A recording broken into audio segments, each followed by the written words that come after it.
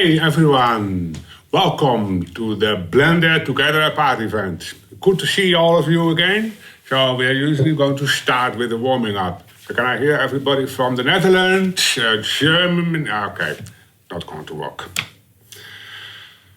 You know, last year the Blender conference was amazing and I was looking so much forward to do it even better and more spectacular this year. We even had an event lined up in Los Angeles and we wanted to do something fantastic in Amsterdam. And then, the crappy C happened, the corona crisis. So we have to make the best of it. And I think we'll do this by making it a year of introspection and renewal. A couple of things I would like to mention. One is the Blender organization has been restructured. I found it very important to have the foundation and the institute to work even more tight together. So we split off the studio. So the institute and foundation is becoming one unit, taking care of the Blender project, the Blender technology. And the studio is going to take care of the Blender project as well, but then for content, for testing, for pipeline, and for a lot of Creative Commons movies. The second thing we worked on was the foundation mission and the theme. Like, what are we doing here? Why are we together? What is the mission of this project? And what I come back a lot to was the theme to call it the freedom to create. It's the freedom to deploy software. That's the core of the free software mission of Blender anyway. And we want to have all this fantastic technology, the best stuff you can have to make films or games and make amazing things with it. You should be free to do that. We also want to be free to apply creative resources. It's not only the mission of Creative Commons, but it's also our mission because we want to have the rigs and the characters and we want to have the textures and we want to have everything so that you can become a successful artist. And the third thing I want to work on, especially next year, is the freedom to participate in the markets. So even though when you have everything, all the technology and all the stuff you want to make, the reality is that for the film and game business, it's all in the little pyramid at the top where they decide what will happen. And maybe that trickles down to your studios, so you are allowed to make something that they decided. But there's not enough access to the market for people. I want to work on ways that you can get better access. And of course, we start with that with our own access to have the Blender Studio and the Blender Cloud to be very strong entities to produce fantastic content for everyone. Also, the Blender project itself is under introspection. We already started last year projects to improve the quality and look at ways how to become more professional as an organization. One of the main themes is that we want to have engineering standards and code quality documentation. And that's not so much to create more bureaucracy or to have a big threshold for people to come on board. It's just about communication. Developers have to communicate together and developers should communicate better with the outside world. And my personal thing is that we want to have more software design. So we have to add product design, product managers, whatever you call this, but we need to have a better product design focus for the Blender project. And third, I don't want to be a software company. So whatever we do here in the Institute, the purpose is always to give it as quick as possible to the open source project Blender, because Blender will remain a community of contributors. So I wanted to keep it short.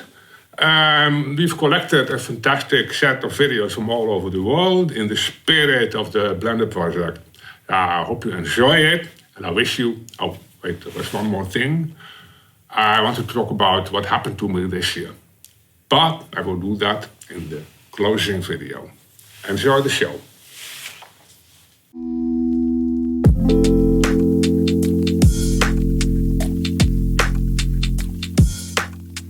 Since I haven't met a lot of you guys, I thought I would introduce myself.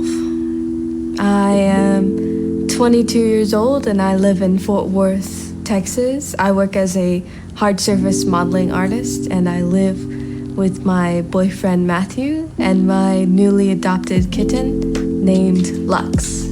I got him when he was like 3 months old, so he was still a pretty tiny thing, and he's just as playful as when I got him. So this year was kind of interesting.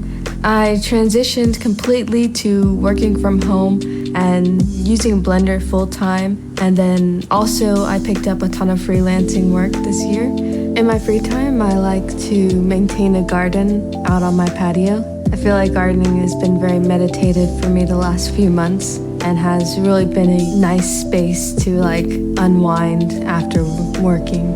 I made a lot of personal projects this year, and one of my favorites was this sci-fi helmet.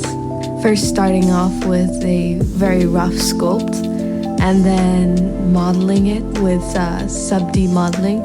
I also got to try out the new cloth brush sculpting in Blender, which I enjoyed a lot. This was actually the first project that I used it. And then finally, I put some simple procedural textures onto the models and then lit it and rendered it completely in Eevee.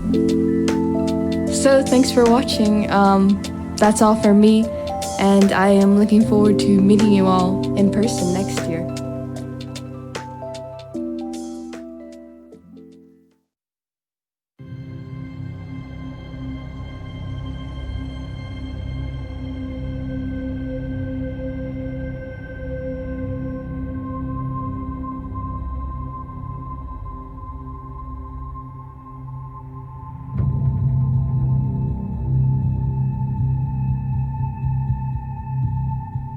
So much for being awesome in space. So I spent the best part of last year working on a new movie for ESA, the European Space Agency, about space debris. That means spending a lot of time carefully modeling spacecraft and then smashing them into one another to create this huge cloud of fast-moving debris. Kind of like the movie Gravity, only this could really happen. A lot of fun there. But this also means more technical stuff, like feeding real orbit parameters into Blender so that every object is displayed with its physically correct animation, which was critical for ESA. Working with Blender has been a real treat lately, with Eevee displaying scenes in the 3D viewport with almost render quality, and rendering 4K frames in a matter of seconds.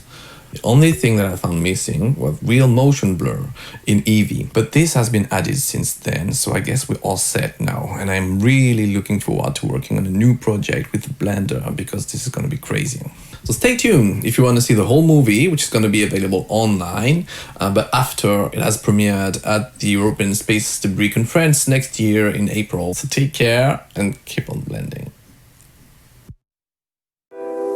Blender Day has looked like this for 12 years now. Hallo und herzlich willkommen zum Blender Day 2020. This is what Blender Day 2020 actually looked like for me this year. I'm Vincent. I'm an animation student at Filmakademie Baden-Württemberg, longtime participant and this year's moderator of the German Blender Days. When I got the message that Blender Day won't happen in person this year, I quickly decided that we should have some sort of an online alternative. I got together with the organization crew and we made an online meeting with the German community instead. We had 11 speakers from all around the world to share their knowledge about Blender. We had great speakers like Julian Eisel and Julian Kaspar, who talked about UI in Blender or character creation, talks about rain shaders in Eevee, behind-the-scenes look at animated movies, and virtual production in Blender. I think this year's event was quite a success and hope that we can have an event like that in person again soon. Until then, I can recommend you to go to blender3dschool.de to have a look at the talks, or even organize a community meeting in your country instead. So actually, 2020 has been very good and also very challenging for me so far. I moved from Germany to France. I started out working as a freelancer. I learned a lot of new things, including a new language. And I met cool people. I started working on awesome new projects. Yeah, I always loved working in Blender, but due to my full-time job that I had for the last 5 years before I became a freelancer, I didn't really get to. So when I learned about the grease pencil function especially, I really couldn't wait to get back into it. So I started working on a personal project around the grease pencil function. And it's supposed to look like a 2D sketch that someone just started coloring and didn't finish yet. And to achieve the sketchy look, I layered grease pencil strokes on top of geometry, and I sculpted them varying thickness, opacity, and position to achieve a more sketchy look. And I also used a mixed material out of emissive and diffuse to have this more flattish 2D look. I talk a little bit about it also if you're interested on a Blender Today Live, and I have a more detailed breakdown on my ArtStation page as well.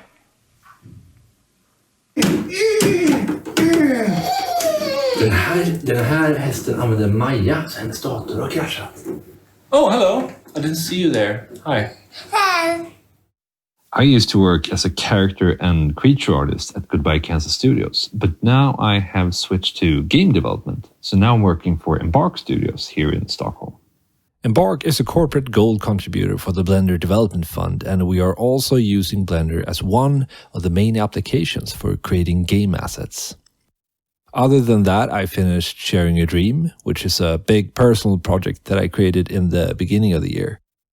I also used it as an example to make some YouTube tutorials about handling multiple shots in Blender. I've been coding in other 3D applications a bit before, but this year I started to learn Blender's API thanks to Sybren's amazing Python tutorials on the Blender cloud.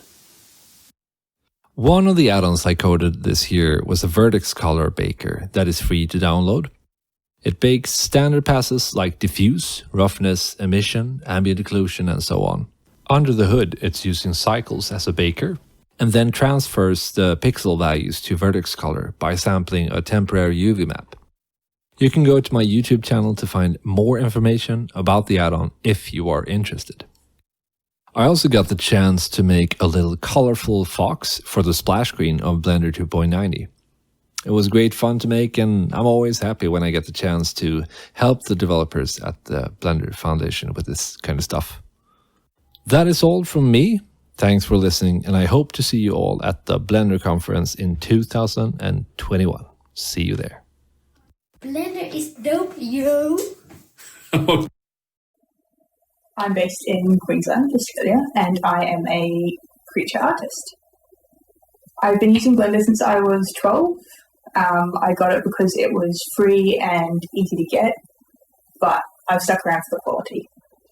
Over the years, I've watched as it's expanded and grown into a major industry player, especially with Blender 2.9, and I can't wait to see what Blender 3 holds. For me, most of my time in Blender this year has been trying to improve my animation skills and digging into methods to bring an extra layer of realism to my characters. For this character, I spent quite a while digging into ways to simulate the floppy membranes on the wings without making it look too much like cloth, but I also don't want it too stiff either. I found it important to combine all the tools at my disposal. In this case, I'm also using shape keys alongside the cloth to help maintain a natural shape.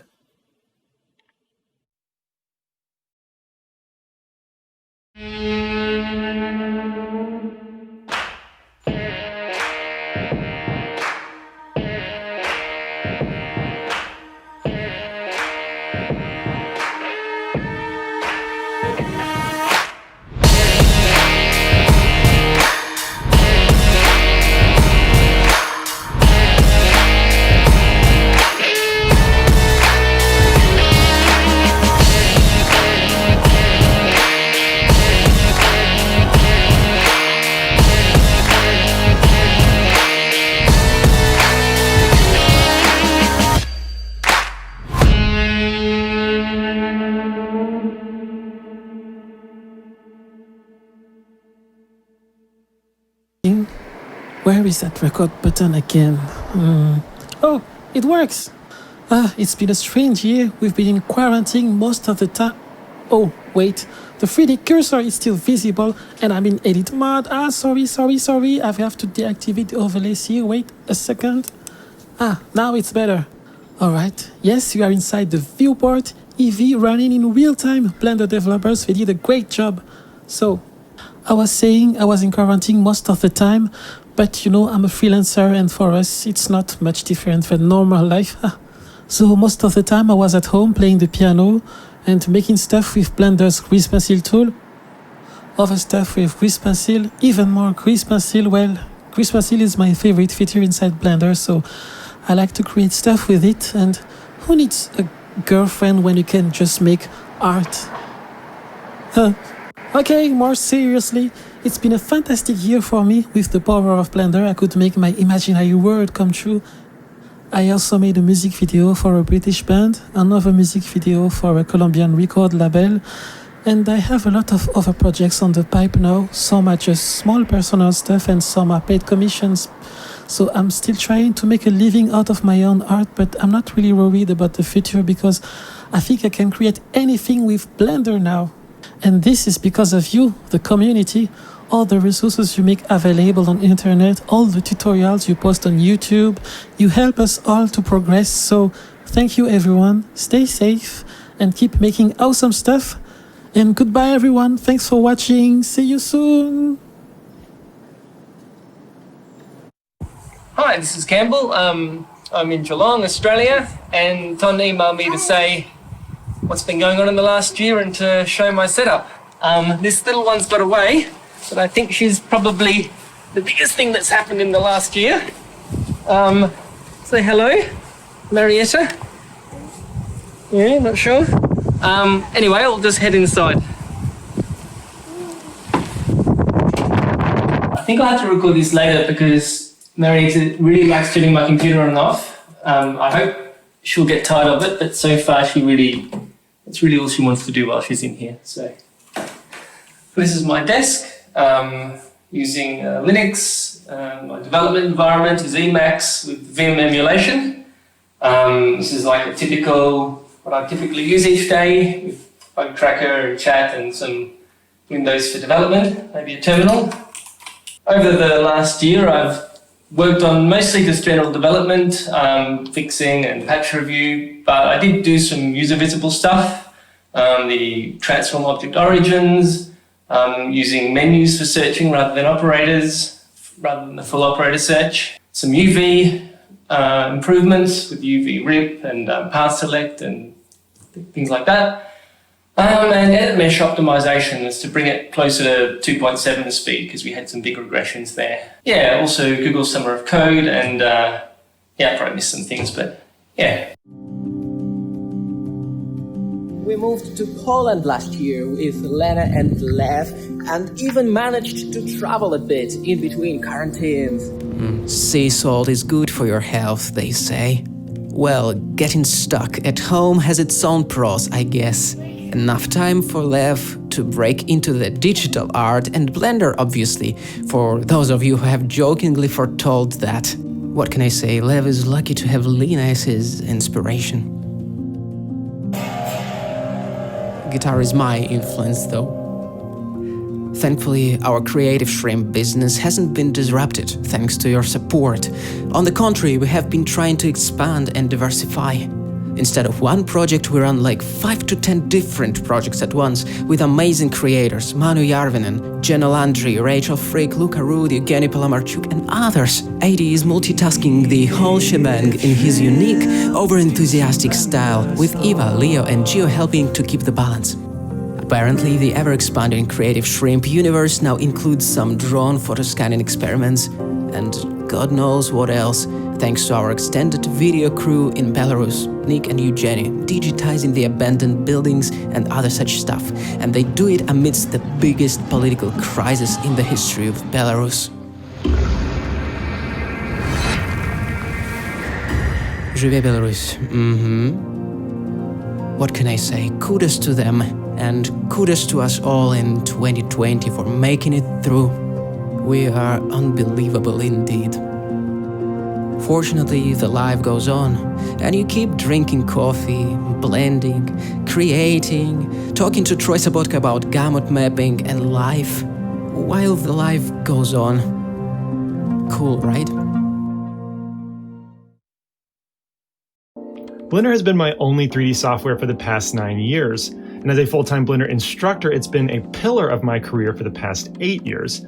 And yet, I've never been more appreciative of this software as I am in 2020, because as long as I have a computer, internet access, and Blender, I can do my job all the same, quarantine or not. And this year has made me more aware of this benefit than ever before. My artistic aspiration this year has been a return to my roots, a return to realistic portrait creation. The first project I used to test Blender's capabilities back in 2011 was a portrait, and it absolutely shocked me that an open source software could deliver high-res sculpting, projection texture painting, subsurface scatter, hair grooming, and compositing. And while it's not the best CG portrait on the internet, for me the experience confirmed that I, as the artist, was the only thing holding back Blender's potential. The tools were there, they were competent at the very least, and getting better every week thanks to the active, transparent developer community. And that's when I fully transitioned to Blender from the usual commercial apps. I then promptly recorded my first Blender tutorial course about creating a realistic portrait, and I've been teaching ever since. So you can imagine that portraits hold a special place in my heart. This year my passion has been reignited, in part because I welcomed a new daughter into my family and I spend a lot of time enjoying her face, doing anything I can to make her smile or laugh, but also because I want to explore new features like random walk subsurface scattering, the newly rewritten multi-resolution sculpting, the cloth brush, all of which I can do safely from home. So thank you computer graphics and thank you Blender.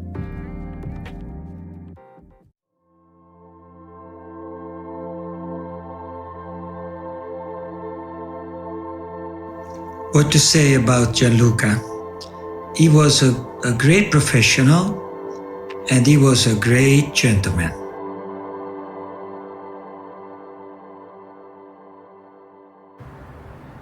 I met Kino at the Blender Pizza, soon after we were in Amsterdam for one of the first Blender conference. I showed some of my works. Kino was among the first who told me that my works were nice and cool. Now I live thanks to Blender. Gianluca, along with several other people in this audience, has changed my life. Thank you, Kino.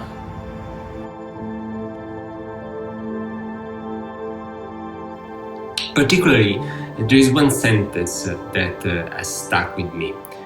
Open source gave me a work, or if you say differently, during all my life I've worked thanks to the open source. It is a statement that he repeated several times during meetings and conversations. And, well, I like to remember Kino for this. Ciao. So long, Gianluca, and thanks for all the polygons.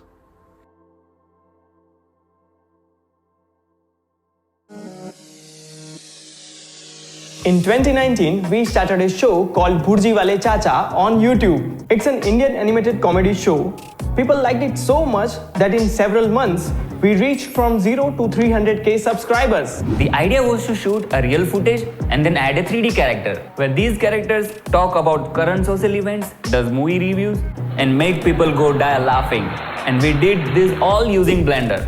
Using Blender, these guys have made 45 episodes. And that is around 40,000 minutes of oh my fishing god! Don't mind him. It's around 3 hours of content. 1 year ago, when we started, it took us around 20 to 30 days to create 4 minutes of content. Since then, we are constantly finding a way to reduce the production time. For that, we created 360 poses for each characters and many small scripts to speed up the workflow. This way, we end up doing each episode in 6 to 7 days. And no matter whoever animates the scene, quality will always remain the same. This pandemic actually hit everyone so hard, but as it has negative effects, it also has positive ones. For us, all the ongoing projects were cancelled. And because of that, we started working on Bhurji Wale Chacha full time. We shifted to our hometown, faced communication issues, no internet, so it became tough to work together. But on the other side, our content was recognized by many famous YouTubers and Indian celebrities. That thing encouraged us to make more of it. In future, we are looking for introducing more characters, better scripts, longer episodes, and more collaborations. We will keep making these videos as long as we can, and we hope that people will keep supporting us. Thank you for listening to us.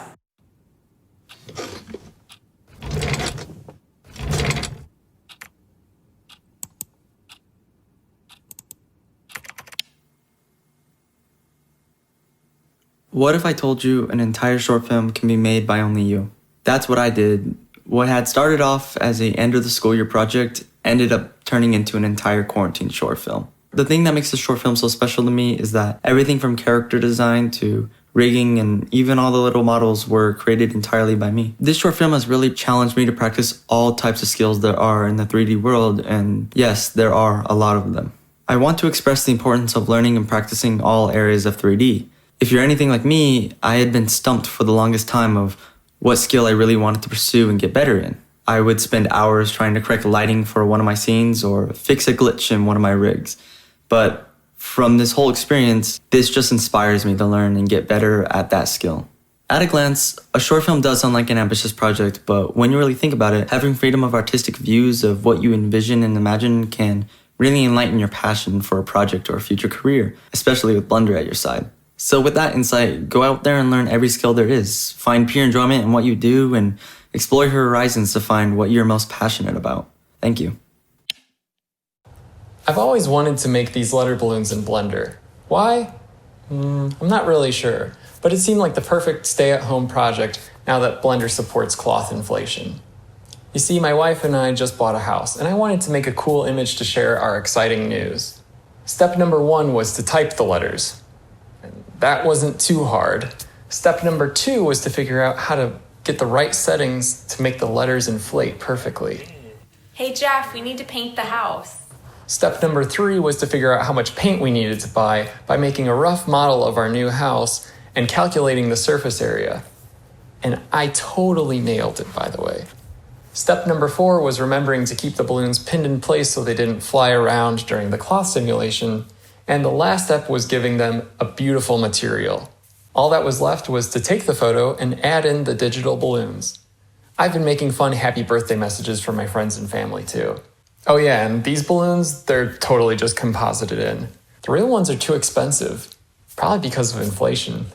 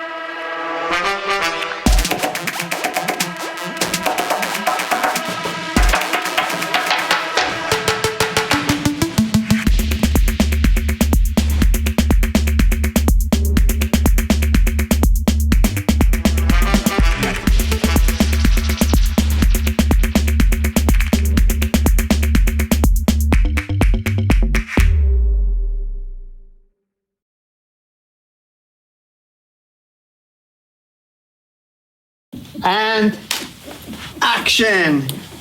So, what? Let's start. Hora de morfar.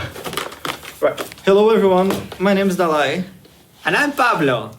Welcome to Blender Today BCon 2020 edition. Virtual, everyone's online, everyone's at home, hopefully in the company of their beloved ones. Yes, and beloved comfort box. If you got it in time, luckily you can be wearing or enjoying. Not gonna give any spoilers to what is in here. Too late. You can smell it. You can smell it. Dutch? Does it smell Dutch? Cut. What a year. Like casually said, Yeah. what a year. 2020, Blender for 2020 had huge plans. 2 conferences, one in LA, one in Amsterdam. We were going to SIGGRAPH, CTN, Annecy. This year we would have contributed so much to global warming. No, but we were so much planned. And 4 releases, which were also like part of the plan to be done some time between these events. It was crazy. I think in a way or another, we did achieve a lot of those goals. If you think about the conference, the goal was to connect, to reach out, to find more people that can be involved in the community in more ways. And every one of the activities that happened throughout the lockdowns, there's the whole Blender Open Up, the Settlers Project, coding for artists. Code dives, the Blender every day. So I got to interview some of my favorite artists and ask them stuff. That was amazing. It's one to remember. We started with 2.82 even before the pandemic started here in Europe. Then 2.83 completely done online.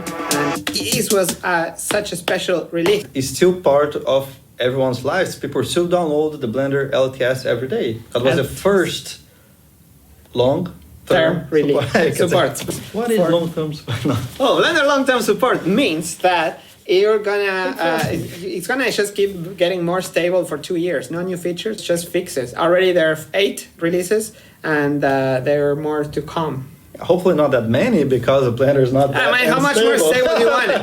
I like to think is this amount of certainty we know is going to be in our lives for 2 years to come, if things go well according to plan. Yeah, it's something you can actually, hold on to. Make it as a good metaphor through your life. A good thing to maybe stop with all the traveling, going around. Just focus on the software for releases. 2.90, 2.9. We had 2.9 this year. We changed the numbering system. 2.90.1 came out. 2.91 will come out next month. And next year, you already have the 3.0. So big plans ahead. For me, 2020 was a big year. I moved to Amsterdam, got my contract renewed yesterday for 5 years. Yeah, 5 years? A fist bump. 5 years? Congrats, man. Thank you. And then we see, despite everything, the good things that happened this year, they're good. And for me, I'm going to bring with me for the years to come. So I kind of look forward for 2021. So. Definitely. I'm also looking forward to see what all this year we reached 5,000 subscribers on the development fund, plus all the millions of people that are downloading Blender. It's 12 million downloads in the last year. Only last month, only the Windows installer was downloaded 1 million times. These people are using Blender, are learning it, and I can't wait to see what they can do next year. All right, everyone. See you next year. Can I shake this? No. Yeah, I guess now we can open and see. No. Goodbye. Ciao. At Ubisoft, we use Blender in tons of different ways. We have prototyping teams that use Blender in order to quickly convey concepts for games, to explore new user experiences, and to inspire production teams. Last year, the Ubisoft Strategic Innovation Lab hosted a Blender Jam. Over a weekend, students and Ubisoft employees worked hand in hand in order to deliver the best projects they could. It was a great opportunity for Ubisoft to explore Blender's potential and to share our knowledge and experience with students. At Ubisoft Film and Television's Paris office, we produce animated series and films. We wanted to approach production in a new and original way, and Blender was the perfect fit to support us. We put Blender at the heart of our upcoming projects. We train our artists and developers with the help of the Blender Foundation. And we initiated discussions with the Ubisoft entities as well as external partners. Blender became our main 3D package, and we enriched it with additional features, from small tools to bigger extensions. We began by contributing some developments to Blender's VR components, and now we are proud to fully embrace the potential of open source. For example, this summer we published Mixer, an add-on for real-time collaboration between artists. We are continuing to develop it, and anyone can check it out. What's more, Blender is the backbone of our current production, a 70-minute Rabbit Invasion TV special episode. Here is a sneak peek at an add-on we are developing to manage its previews.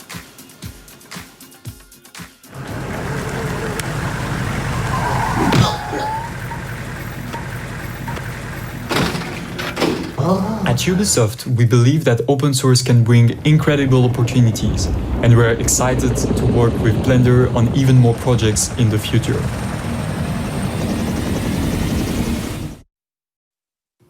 Hi everybody, Alan here, unpaid intern to Captain Disillusion. Ever since he and I accidentally delivered the greatest talk in the history of the Blender conference the other year, I don't think I've used the software all that much, really. I mean, there have been a few instances. I imitated this fake viral video and then my version became more viral than the original. Did some stuff in a zombie movie, interesting water simulation for this science-y video, a whole bunch of shorts explaining imaging technology principles, and this wagon wheel effect thing. I reconstructed a Korean theme park ride with it. Oh yeah, I used it in an Emmy-winning YouTube original series and did a whole virtual set episode.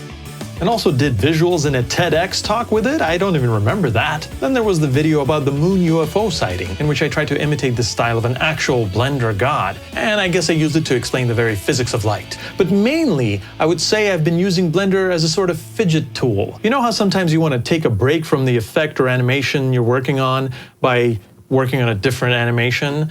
I've been playing with Blender's grease pencil tools and just doing these little silly practice sketches. It's really quite therapeutic. I have to admit I'm not very good yet, but I think I've been improving. So far, my crowning achievement has been an accurate animation of one of my cats, this one, throwing up. Now, I'm sorry I didn't have time to do proper sound design on this, so I'm just gonna have to provide the sound effects in real time. Here we go.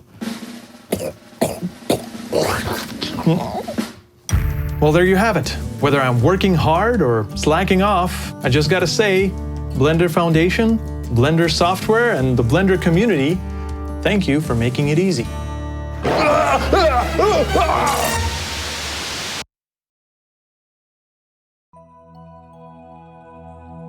Hello, Blender community. I'm Claudia Hernández Ascencio. I'm a digital artist and foundation member of the Blender community.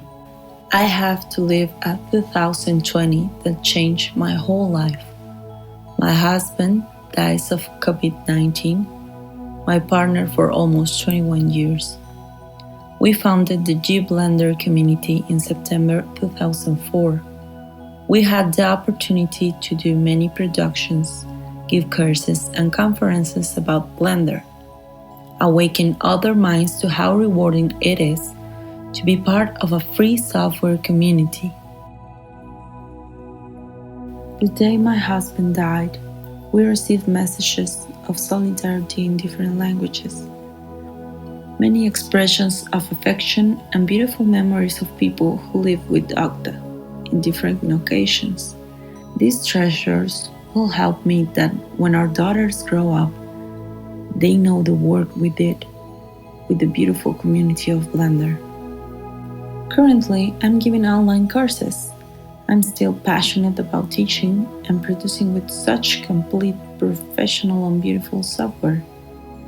But above all, I carry in my heart the strength and resilience that the support of the community gives me.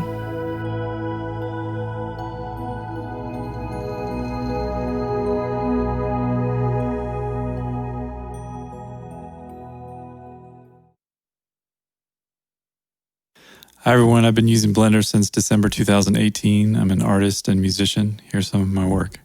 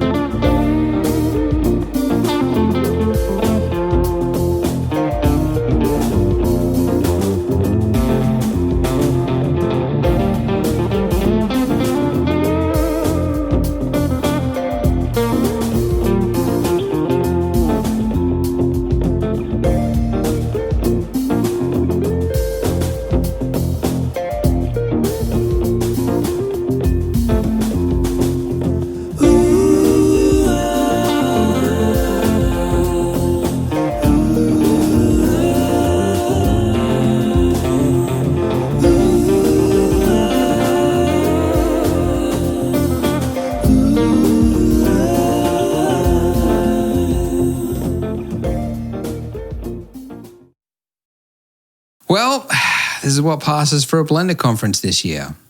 You sitting at home, probably in your underwear, watching a pre-recorded message of me through a screen, whom you already watched through the screen, right?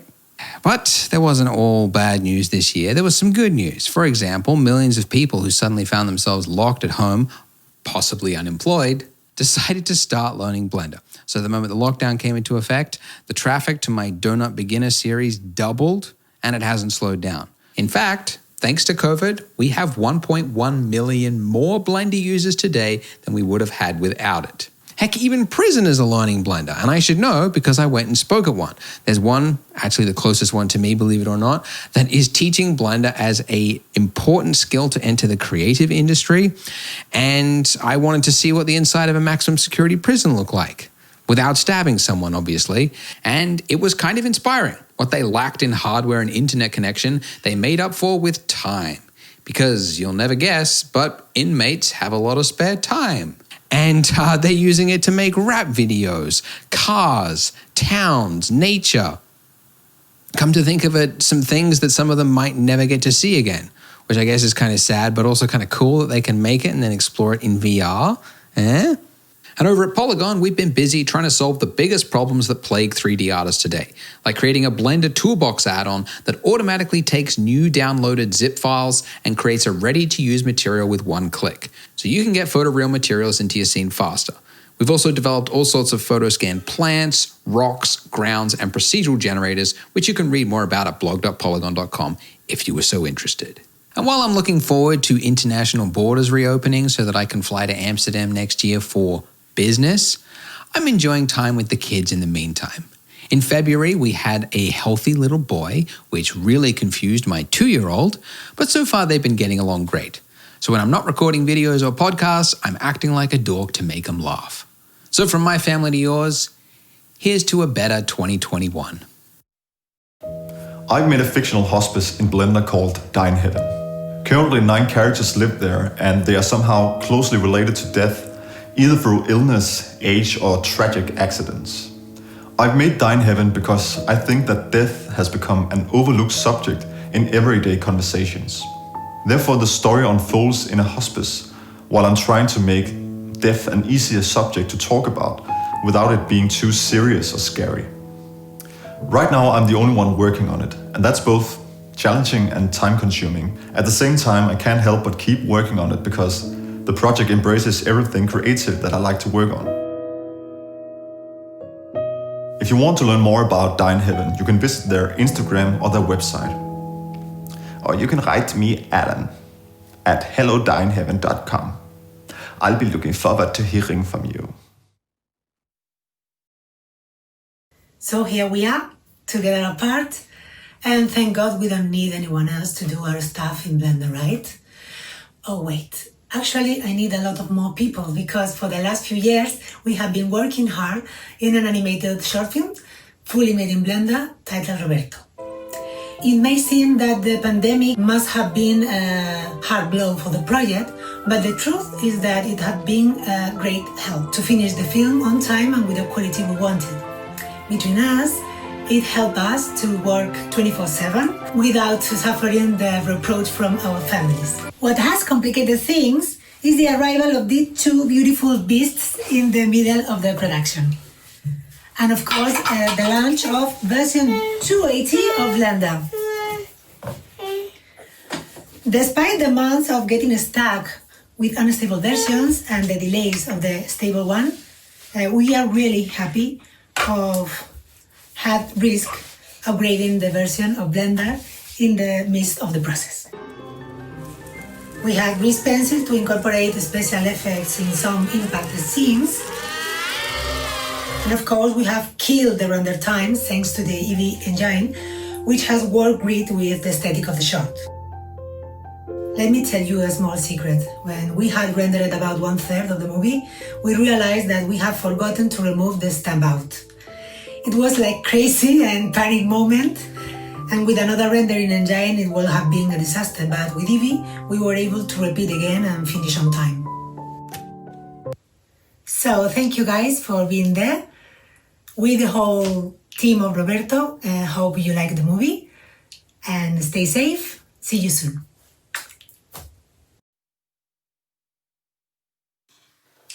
Hi guys, the last scene is from our latest movie about a group of time travelers from medieval time to our new modern time.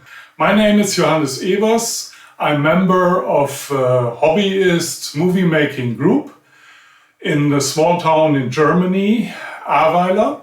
There are roughly 30 actors, a director, of course, cameraman, and me, who is responsible for visual effects. And my main tool, of course, is Blender.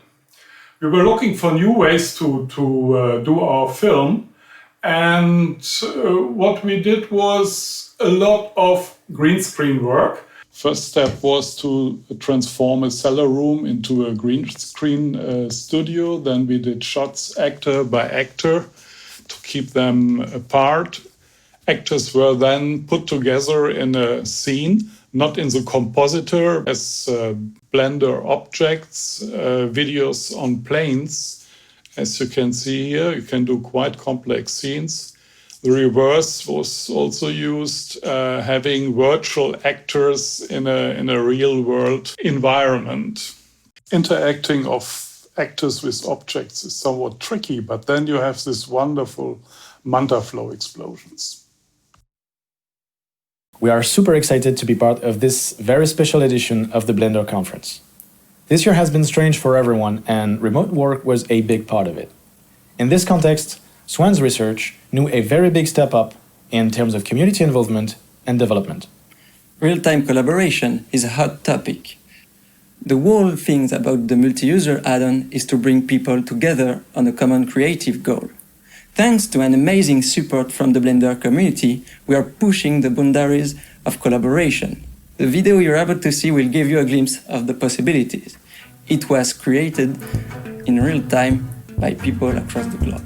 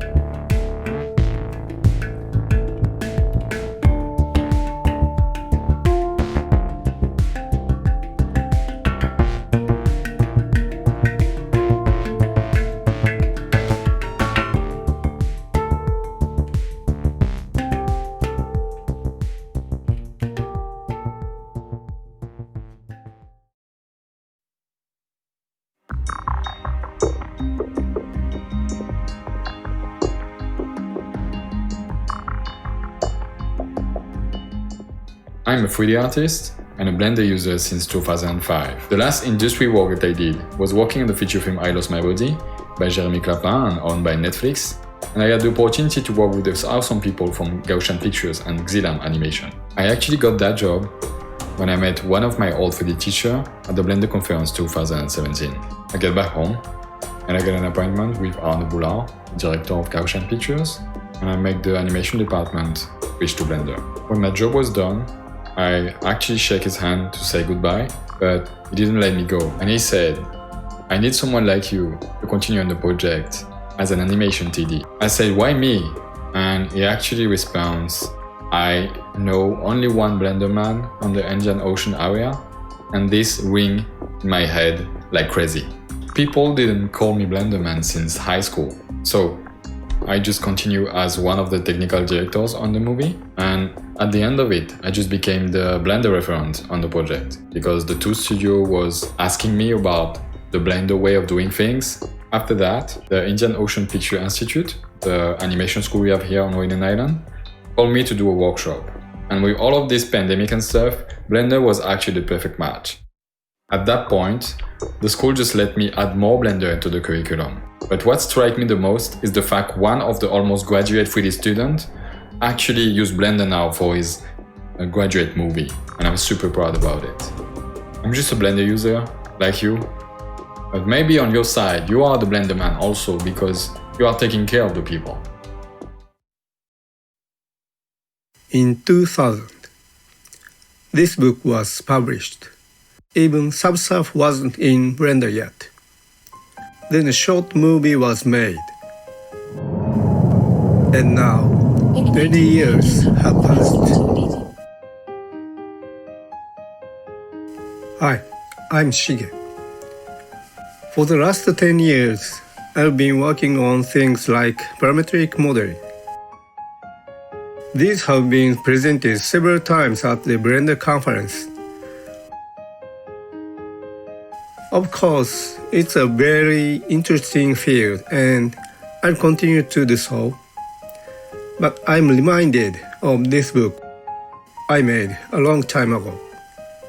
And I'm creating a new world for myself. This is a world like a horse that follows one story. And now there is a new technology. As you know, 3D printing is an amazing technology. I don't have any plans to publish anything right now. But I look forward to sharing my work with you again, someday, somewhere. I hope to see you again soon. Bye.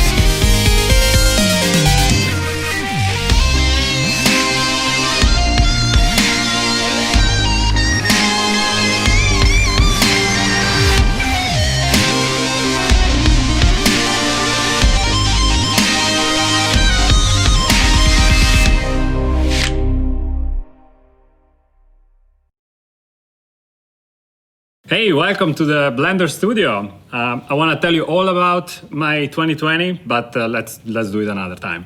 Here's what the team has been up to in the past year. So in November, I created a tutorial series on the Blender Cloud showing the creation of a monstrous anglerfish from start to finish. And this was a first for me because it was entirely done in Eevee, and so I learned a lot on that project. We dove further into the world of Eevee on Coffee Run, which was our next open movie project. I did lighting and compositing on that one mostly. It was entirely NPR, so we had to develop a whole new bag of tricks for it. Then I did some artwork and explorations for Cosmos Laundromat, the second cycle. I did some lighting and rendering on the side. A little promo clip that one of our animators, Pablo was animating with the rain character. And I also had some more fun side projects, which is making the music for the Blender 2.83 and 2.90 reels. Now I'm doing modeling, look dev, and art direction for the Sprite Flight project. And our team is so talented, it's growing every day, and it's amazing to be part of it all. My year 2020 actually started with moving to Amsterdam to work at the Blender studio, which is awesome. One thing that I've been working on since then is creating a procedural shading course on the Blender Cloud, which I put a lot of effort into. And of course, I'm also working on the film projects here at the studio. In the beginning of the year, there was Coffee Run, which I helped out with the shading a little bit. Then there was Settlers. And Settlers was great because we could do some more experimental stuff. For example, we solved a lot of the issues we had in the shader level and then hooked the shader up to the rig to make everything work together. And now, of course, there's Sprite Fright, which is super exciting. And I've been doing a lot of shading work on there. There's loads more to come, but it's already super fun. And it's going to be very cool to follow, so keep an eye out for that. Oh, and something else that's coming up really soon is November, so get ready. Hey, so to recap what I've been doing this year, I helped to find the look for Coffee Run. I painted all the set pieces and got to see how the team turned them into 3D spaces that still feel a lot like illustrations. Super neat. I got to then also design tons of characters for the Settlers project. We kept it pretty open to when it comes to what a settler even is, and we got to experiment a lot with simpler, sillier designs and shading styles for each character. This one was a really good refresher, since the goal wasn't really perfection, but trying a lot of things in a short time and throwing it out there for people to play with and enjoy. Then I joined the team again for Sprite Fright, and I helped to design how the characters move and emote, and I also got to design a lot of forest creatures and environment pieces that is to be continued. And that's pretty much it from me. Enjoy the online conference and see you all in person next year, hopefully. Bye! Started the year I animated on Coffee Run. Being just 2 animators, I had to animate a big part of it, so that was super cool. After that, I made some animations for the Settler project. This animation was more funny, and I was able to experiment with more cartoony style. That allowed me to make more crazy timing and also crazy smear frames. That was really fun to do. After that, I was in charge to making an animation for the release of Rain's Rig, and this time I had to do something more realistic. Hey there, ladies. Hi, my name is Amy, and I'll be your waitress today. Is there anything I can get you to drink while you're looking at the menus? And now I'm busy doing some animation tests for the new Sprite projects. Still it's in early development, but I'm already doing some interesting things like wall cycles and stuff like that. So that's been my year, so I hope you had a good one also. So against my expectations, actually a lot of stuff happened this year. It started out with me working on the last modeling bits of my course, the stylized character workflow, with a full retopology chapter. At the same time, I was modeling for Coffee Run, which then ended up becoming a full-on Blender open movie project. Then the quarantine started, and we transitioned to the Settlers project, where I ended up modeling for characters and environments in pretty unique styles compared to what we did at the studio before. And I ended up recording and commentating almost all of it, and we put it up for free on the Blender Cloud. Now I'm modeling and sculpting a full colorful character lineup for the latest Blender open movie project, Sprite Fright, which is being directed and led by really talented artists like Matthew Loon and Ricky Nierva. So even with zero traveling, a lot happened, and I'm really excited for what's going to come next. For our Coffee Run film, I developed a story, experimented with various animation styles, finished the layout for the entire film, created a flexible rig for the city that the story takes place in, recorded video reference for the main acting performance, finished all of my animation tasks, taking the animation all the way from blocking to polish. I also added some background animation, designed the Coffee Run poster from mock-up to final high-res version. For the Settlers project, I made various walk cycles for the Gabby character, blocked out the scene and animated it. And then I did the same thing for the Pip character. For the Sprite Fright project, I had a lot of meetings with Matthew, recorded scratch dialogue, recorded and collected various sound effects for the project, trimmed and fixed audio as needed, reworked the amazing storyboard drawings from Dirk. But my main task has been to be in charge of the edit, combining everything into one unified animatic. I'm currently creating the floor plan and preparing for the layout phase. This past year has been full of interesting challenges for the rigging department. Starting with Coffee Run is where I learned what the animators here want and need in their rigs, which as it turns out was not this. Also during Coffee Run, I started developing Cloud Rig, my Rigify feature set, which I used to rig all the background characters, and it worked perfectly except for a couple of times. After Coffee Run, we released the Rain 2.0 rig, which some of you guys made some really awesome stuff with. Then came Settlers, where we went a bit experimental and also a bit crazy because of the lockdown. And now Sprite Fright is ahead of us, probably the studio's biggest project so far, and they expect this guy to rig the whole thing. Can you believe it? What a year! What a year this has been! Wow, but very busy. Personally, I've been excited about that area between shooting pictures of something and having a digital representation of that thing for like indie filmmaking and stuff. And that includes mapping footage that you've shot onto geometry, which I think is a really fun way to be able to composite because the footage is actually there in the scene. But I've been doing a lot of photo scans too and trying to rig all of them up so they can move and things. Some of them can be like really uncanny valley, but I'm slowly figuring it out. I've always been scared to do digital people, and they're still, a little eerie at times. But I'm really excited. But recently, I've been working on the hyperbole. It's the sport of the future. It's high speed, high stakes, high body count. Meet Razor Ranger. After a life-threatening barbed wire incident, he dedicated his life to the art of hyperbole. He's the bad boy of the group and a real rough-riding son of a gun. Don't want to get in the way of his 36 shooter. Woo! Then there's Dylan 2.0, bad boy cyborg with a death fist and a need for speed. And this gal's the Burgundy Blitz. She's blind and a veterinarian. And of course, Little Tim, bad boy of the group, just 15 years old, but he's already making his mark on. Oh, Tim! Popcorn Bot.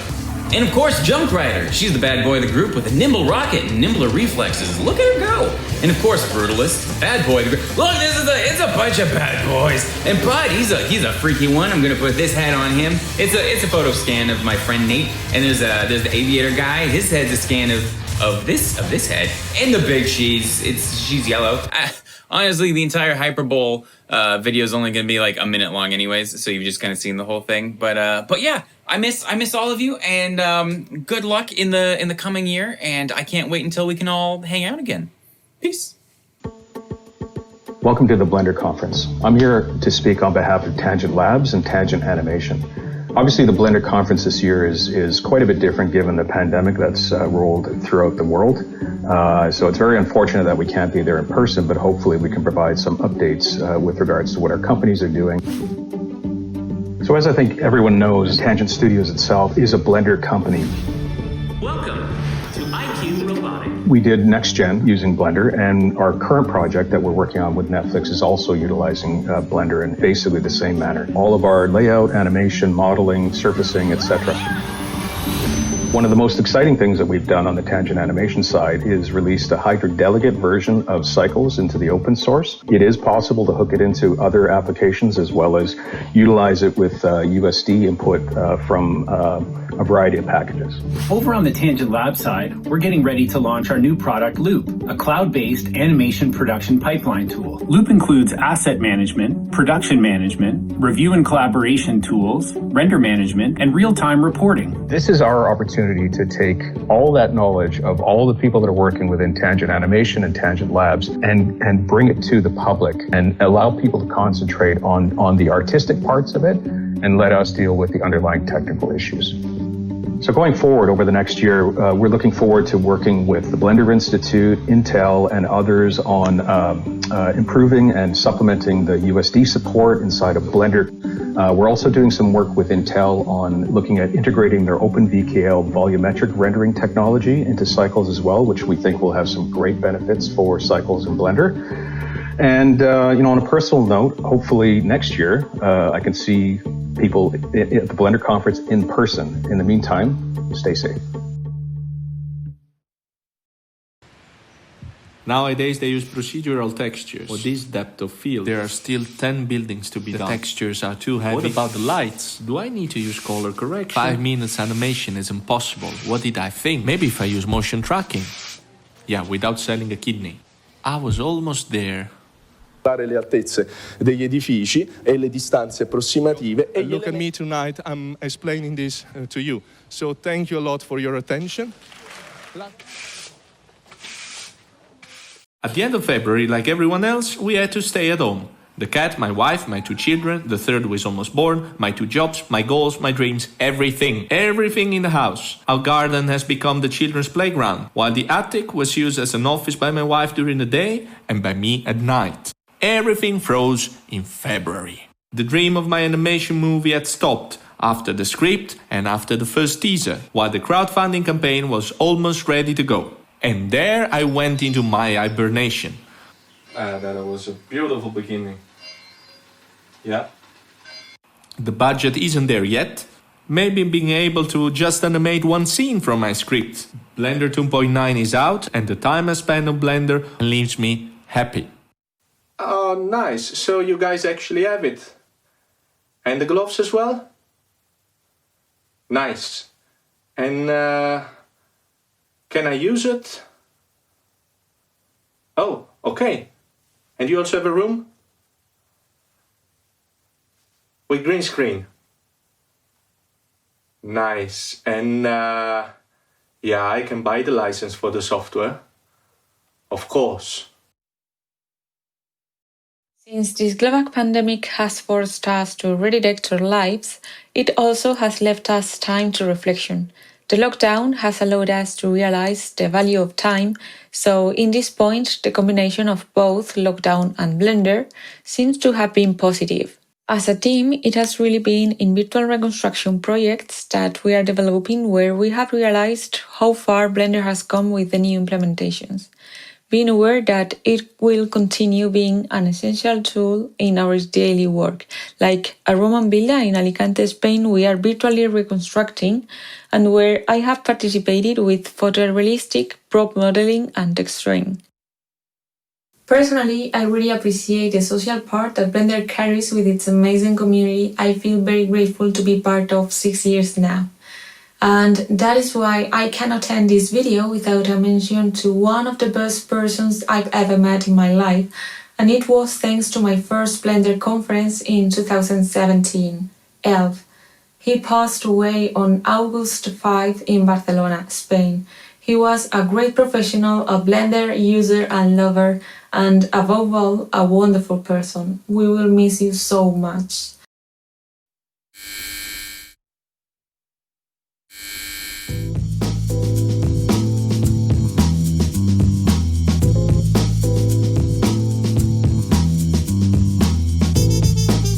Hey Simeon, what are you doing?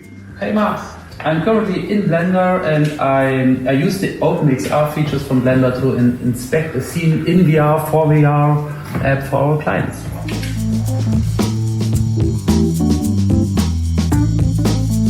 And Falk, what are you doing there? Hey, I'm testing our new camera rig for virtual production, and of course we use Blender and wife controls for the tracking data to get the camera movement right into Blender. Sebastian, what are you doing there? I'm currently working on the Astoria VR scene in Blender, including the shading, lighting and rendering here. So, let's see what our colleagues are doing. Hey Micha!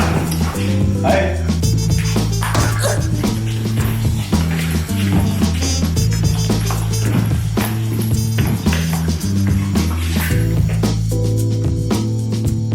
Hey, what are you doing there? Oh, hello, I'm just in the training.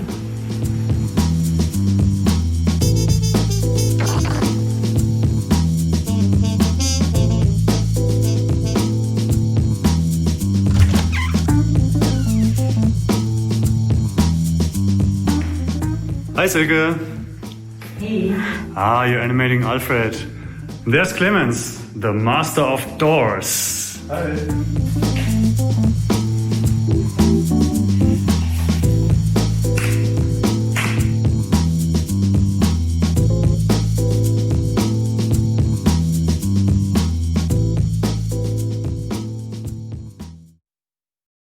Before the pandemic, I went to UK.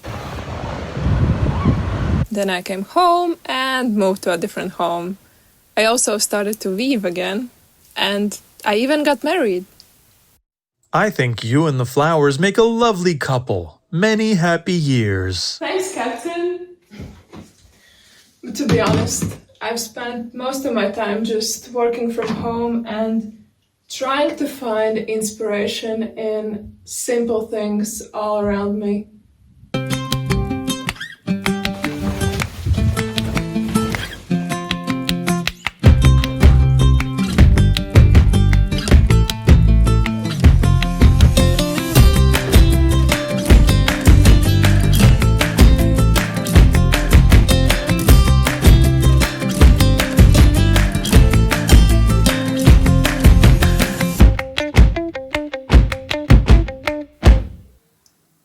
Welcome to my home office in New Jersey. Fun fact, I modeled this addict in Blender when I was helping my contractor do a remodel. I'm a volunteer Blender developer, and lately I've been working on new Booleans. Here's an example of a Boolean difference, a cube subtracting a kind of handle thing that is in the same plane as the top of the cube and pokes through the bottom of it. Old Boolean doesn't even try to handle coplanar cases like this and gives this bad answer. The new Boolean does try and succeed on cases like this, giving the correct result. Here's how new Boolean works. There are 4 main phases. In the first phase, we triangulate both objects because that makes the next 2 phases much easier. In the intersect phase, we find where every triangle in one object intersects triangles in the other. Then we subdivide the original triangles. We use a special constrained triangulation algorithm that ensures that the intersection segments and points we found earlier are part of the triangulation. All coplanar triangles are handled together using the same constrained triangulation algorithm. Because we use exact arithmetic and always reuse vertices with the same coordinates, the previous step has joined the 2 objects together with shared intersection points and segments. In the Boolean phase, we need to figure out which volumes of space are inside each of the original objects. We start by finding patches. A patch is a set of faces that are connected, but stop when you reach an edge that has more than 2 triangles attached to it.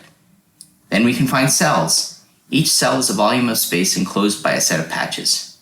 Now, finally, we can find which volumes are in the cube and which are in the handle. Start with knowing that far outside is in neither. For this cell, crossing over a cube patch from the outside, we know that this cell is in the cube but not in the handle. Therefore, this is in the final cube minus handle Boolean result. Finally, we dissolve all the edges and vertices that are only there because of the triangulation. And that's it. I hope you enjoyed this inside look at new Booleans. So I think the fact that this year has been challenging sort of goes without saying at this point. I've been trying to keep as busy as I can. I feel very fortunate though that in April I started a new position as an art lead for a company in Edinburgh. I've been learning a lot there, and it's the first time I've started a new job and worked 100% remotely with a brand new team as well, so it's been really good. That come with its own set of new things to learn.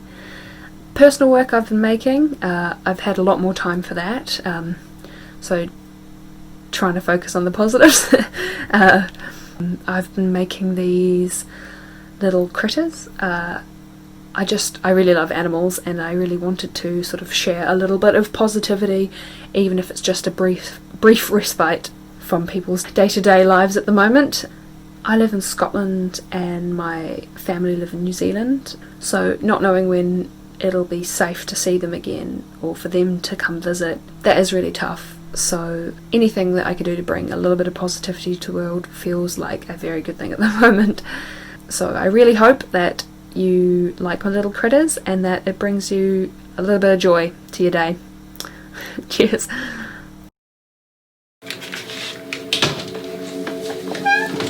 4 years ago, we found a free special chest of treasure on the internet. That special treasure is Blender. Now, all we wanted to do was create beautiful VFX shots, so when we got Blender, we felt like we had all the power in the world.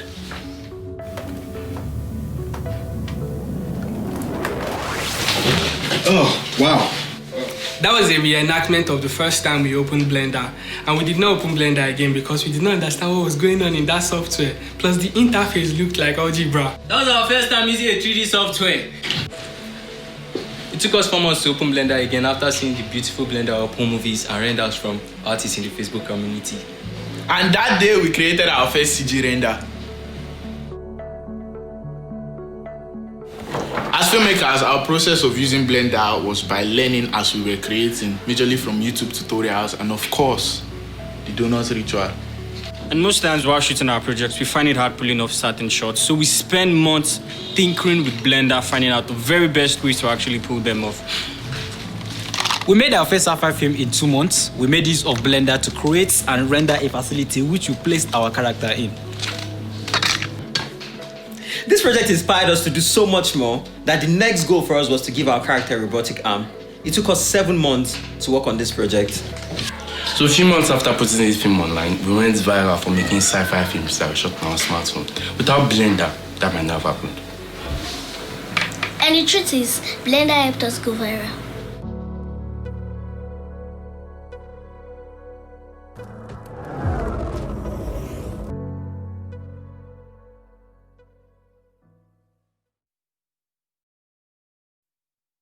2020 has certainly been interesting for myself, as I expect it has for everyone else.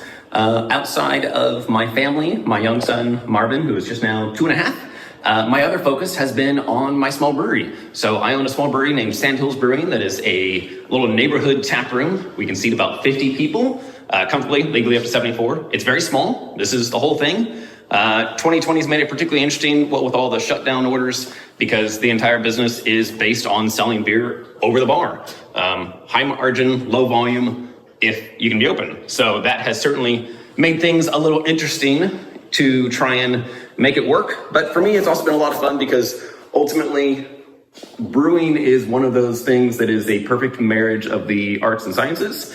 And so it gives me a chance to express my creativity, focus on the technical aspects, and make something that has nothing to do with the digital world, but is, something that also brings people together, creates a sense of community, and hopefully that people can enjoy. On the Blender side of my work, I've been focused almost exclusively on Blender Market. So some of you may know we started Blender Market as a side project of CG Cookie back in 2016. And since then, that has basically been my full-time focus. Admittedly, I actually don't use Blender all that much anymore. I still love to dabble. I still keep an eye on releases and all that.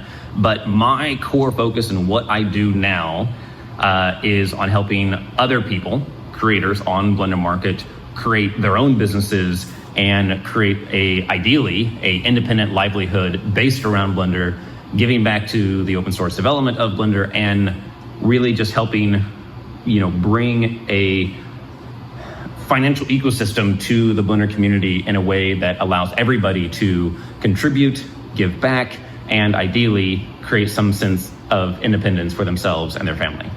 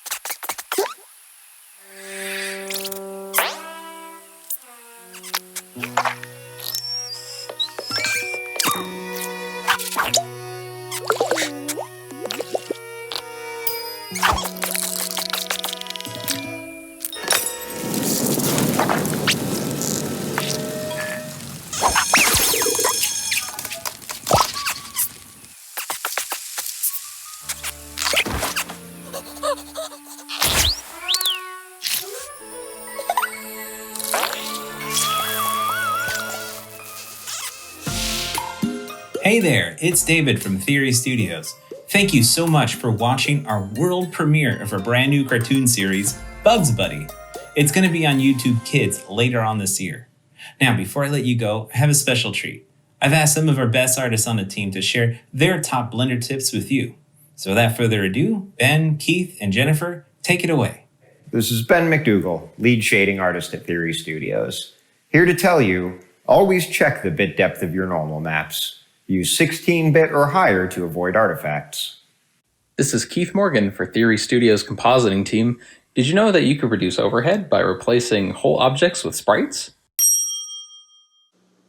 Hi, I'm Jennifer, the lead animator at Theory Studios. Remember to always use a video reference to make your animations look even better.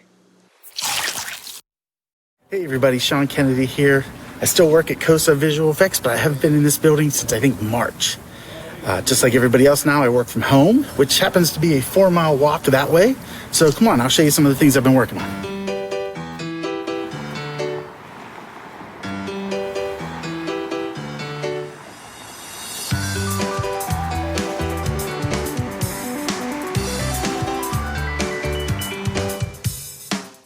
So here we are at my home workstation, and I got a few clips and screenshots I can show you.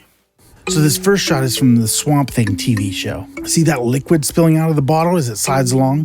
That's just particles. I use the alpha channel from the particle render in compositing to darken the floor and add reflection, which instantly makes it look wet. It's all in the next shot too, where it all catches fire. Next up is this explosion shot from Lethal Weapon, which is no longer on the air. Our effects department did most of the work here, but the supervisors wanted to see a bunch more glass behind the actors, which was really easy to crank out. I also added a little textured interactive light on the wrecking ball in the foreground. Here's another lethal weapon shot where I added a bunch of falling debris behind the actors. For this shot from Station 19, I used a combination of a Blender smoke sim and a sim that our effects department did. I then added a few floating embers in there as well. For the TV show Pennyworth, we did this really cool house explosion.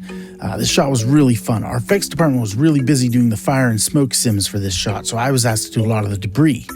I made lots of different passes and I handed them off to my friend Jeannie, who did all the compositing. Most of it is brick or rock chunks, and there's a few floating paper particle systems in there as well. And I used the fracture modifier branch of Blender for the shattering door. Here's another shot on Swamp Thing where I used cloth effects to show a vine tearing through a guy's face. And finally, here's a couple shots on Pennyworth where I did some head tracking to put in some gore effects. And that's all I got. So I hope everybody's staying safe out there, and I can't wait till we can all hang out in person again. And until then, swing by the website and say hi.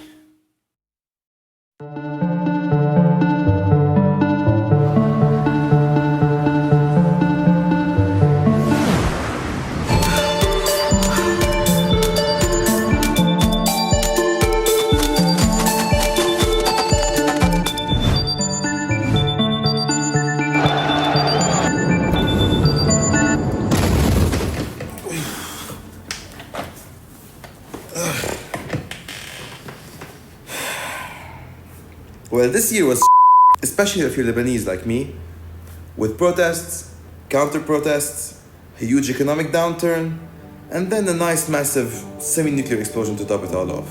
The massive economic downturn meant that none of the credit cards in the country worked anymore. I couldn't even renew my Netflix subscription. You know what doesn't need a subscription though? Praying daily at my custom-made Clément Foucault altar, thanking him for making Evie, which has allowed me to work throughout the year. This project, directed by Nadim Shoufi, the clips of which I showed you at the beginning of the video, I've rendered 60,000 frames in 2 months. Still rendering. Blender is propped up by the love, kindness, and passion of the Blender community. A few days after the explosion, glass was broken everywhere around me. I was interviewed by a couple of Dutch news reporters. After the interview, I was contacted by none other than Bart Veldhuizen. I'm sorry if I'm butchering your last name. He was asking about me. This gesture really touched me, and he told me if there was anything he could do to help. We started talking, and I had the chance to show him some of my writings I did before for local publications about Blender.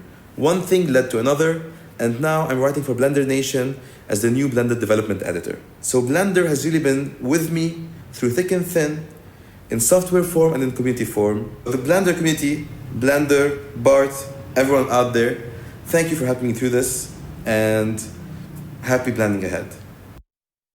Hi, my name is Raymond Neal. I'm the founder of CG Global Entertainment Limited in Hong Kong, China.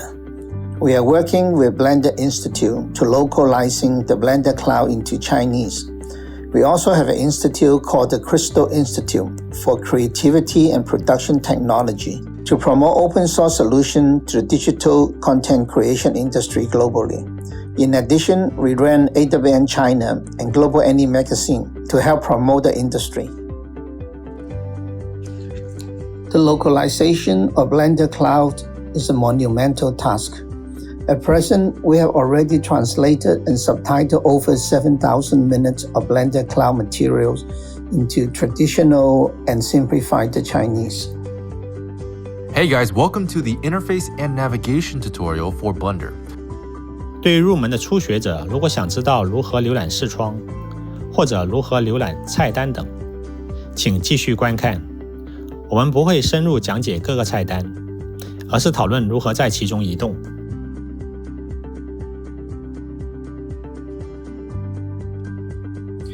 During the labor-intensive subtitle making period, our team also created a video tagging and search system. Using this video tagging and search system, our team can assign keyword tags to specific segment of video content. Using this tag searching engine, the result UI will show the relevant search result of video, along with a timeline visual, which is linked with every corresponding word, text, or question to be answered. The linking visual are referring to the meaningful time segment of the video. Users are then able to play that specific time period of video directly from the search results. This video tagging and searching system further enhances the functionality of our search engine. It enables us to leverage all the existing video content, making it more useful for every user. The goal of this video tagging and search system is to introduce a set of more user-friendly, more robust, and more meaningful learning material for our users who want to master the software.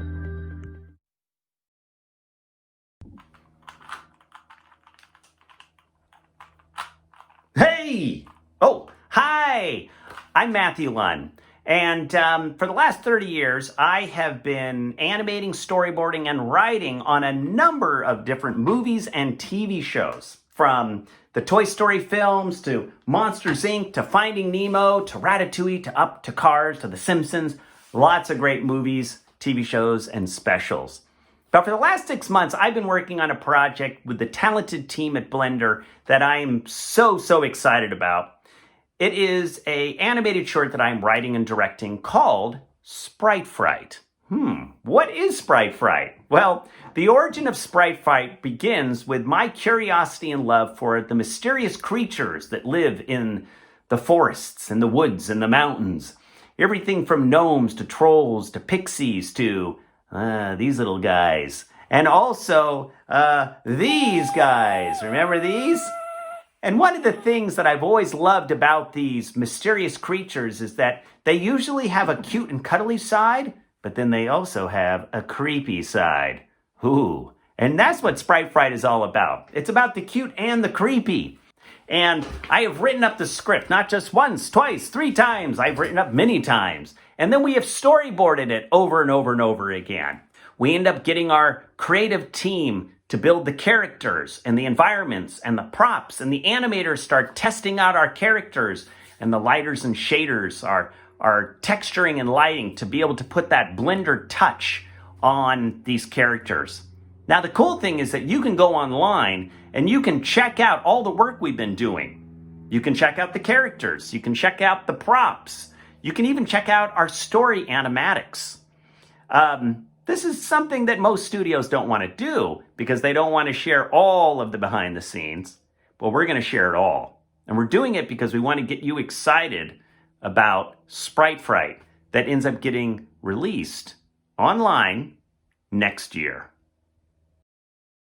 Right before the pandemic started, I came back home to Germany after spending 6 months in Montreal, and the lockdown basically started right after we got back. Luckily, I didn't really feel constrained by the lockdown initially because working from home is something I've been doing for years now, and I'm pretty much comfortable having my own workspace. It's actually the best in some ways. But being bound to just the 4 walls of your home and not being able to see your friends, with the occasional grocery store trip becoming the highlight of your week, it can become pretty tough over time. And it actually resulted in me starting to lose track of time entirely. In my mind, I'm pretty much convinced that we're still in March. Still, I decided to make the best out of it and decided to focus on my final year at university, spend the time I have actually to learn new skills, and try to plan my future for 2021, even though there is a lot of uncertainty about it still. And in some way, Blender has been my constant companion during this time. It was pretty much the comfort zone I felt like I really needed. And another thing I also realized about me and my art is that I felt a lot more motivated to create outdoorsy places this year, probably trying to compensate for my lack of travel and exploration in the real world, and not being able to make my initial travel dreams of 2020 come true. So I fueled all my energy into my art instead. And in some way, I do feel like I still had my fair share of adventures this way, despite being at home for the past 7 months.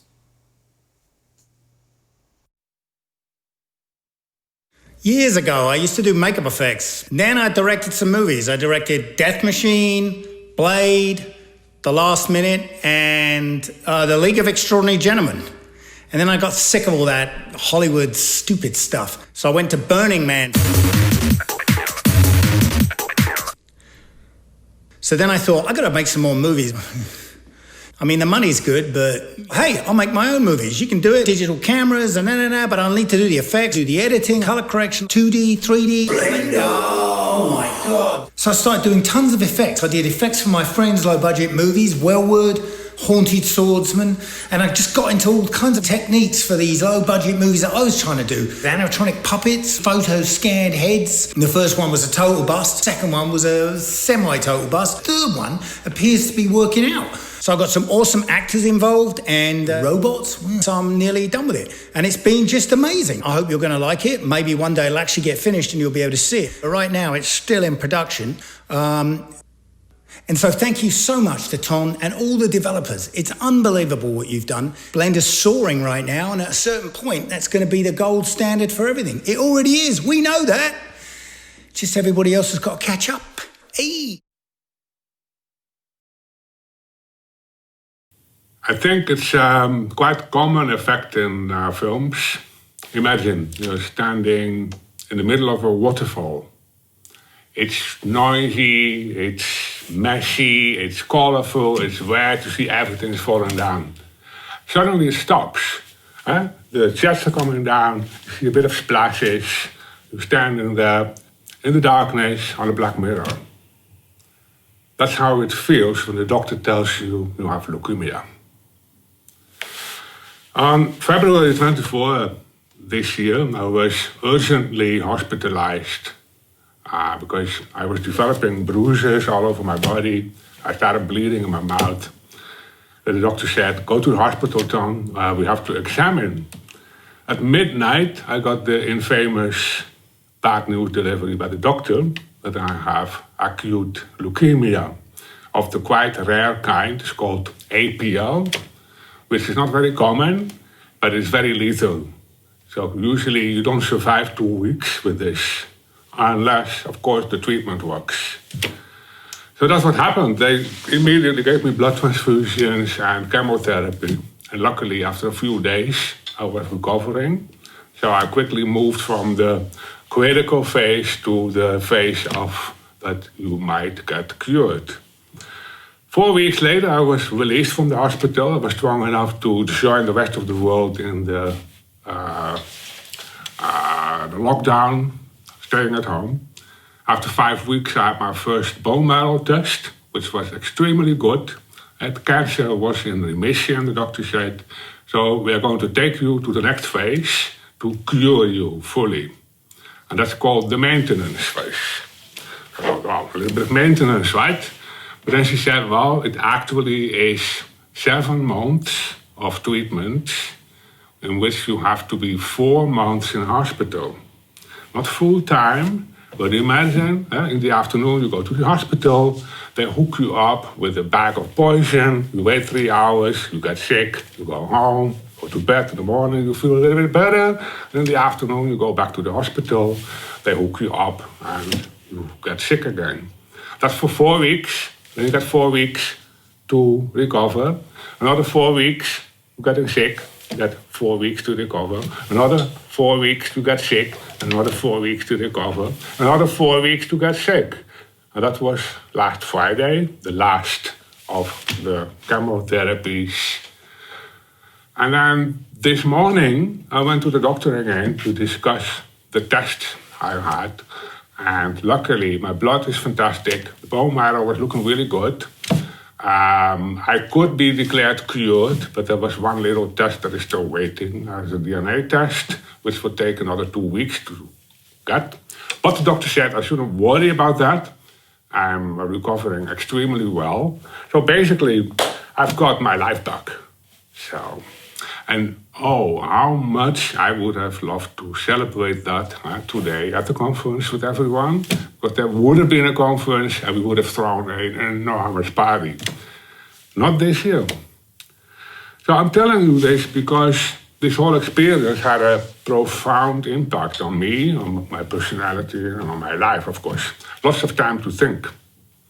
And I learned a couple of lessons. First, getting cancer and surviving it is not a fight. It's not something you win or something you lose. You only need one thing, little bit of discipline, of course. Take care of yourself, eat well, do some exercises. But what you need is luck. And I was lucky. I was lucky that science found the right treatment for me, which is only 15 years old, this treatment for people with this type of leukemia. I was lucky to have family and friends around me to stand by. And I was lucky to have a team here in the company to stand by and to have Francesco Cedi to replace me for 8 months, doing a fantastic job on it. So I was lucky to live in the Netherlands, where there is a universal healthcare for everyone. So there was not a moment that I had to worry about what the treatment would cost. And the doctors didn't have one moment to think other than what can we do for Tom to help him, to cure him, and to make it as good and easy as possible for him. So next time if you see people having cancer, don't wish them strength, or in Dutch sterkte. Just say good luck, and or wish you well, or a good day and a good evening. Other things I learned was that I want to start taking care better of myself. And I want to, I had the feeling that I was sacrificing myself too much. So I want to put myself more forward and also take care better of myself in a way that I can pay myself a little bit better so I can afford, for example, a little house outside of Amsterdam with a garden. I also mentioned last year that at some moment I have to step aside from Blender for the future and to allow other people to come in. That process is being sped up, but not so much that I want to step down, but to get very strong people around me to help making Blender strong and keep it strong so that I can move on and step forward. Because the main thing I learned was that I was really, really not ready to let it go. I couldn't let go of Blender because that's my life's work. Blender is life, right? Blender is the community, it's the team of people here, it's everybody who's contributing, it's the developers, the bug fixers, it's the people who make add-ons, it's even the people who complain or the people who use Maya and don't like Blender. It's the forum trolls and it's even the people who want to have the game engine back. So all of them are the people I love and all of them I feel like is my family. And I will never let go of that family. So, enough drama, right? I want to end a little bit with a more happy note. As we all know, 2020 is not very nice. It's a year we are going to forget. But the happy message is that 2020 didn't get me down. And I want to spread that positive vibe to everyone. So please take care of yourself, take care of each other, a little bit of Blender. And I see you next year in Amsterdam or somewhere else. Bye-bye. Cut.